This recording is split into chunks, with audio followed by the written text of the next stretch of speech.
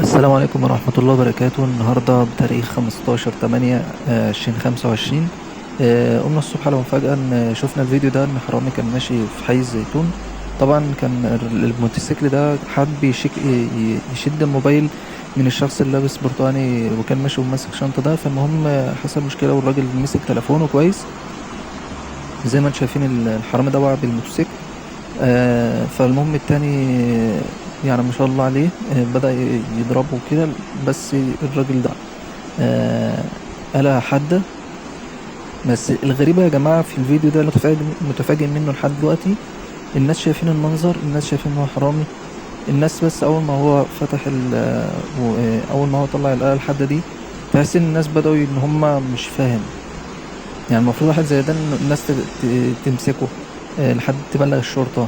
الناس بدأت زي ما يقولوا طب يلا يلا امشي امشي، اللي هما بيساعدوه. انا مش فاهم. فحاجة غريبة اوي اوي يا جدعان. انا مش عارف احنا وصلنا لدرجة ايه. والراجل صاحب التليفون يعني اللي كان هيتسرق واقف وعمال يقول يا جماعة ده حرامي ده. انا الصراحة انا مش عارف اقول ايه. فاحنا بقينا في ايام ربنا يعدينا منها على خير يا رب. وان شاء الله باذن الله السلطة تقدر توصل للشخص ده ويتم القبض عليه في اقرب وقت باذن الله يعني. طبعا الكلام ده حصل النهارده 15/8/2025. ويا رب السلامة للجميع يا جماعة، يا رب. مع السلامة.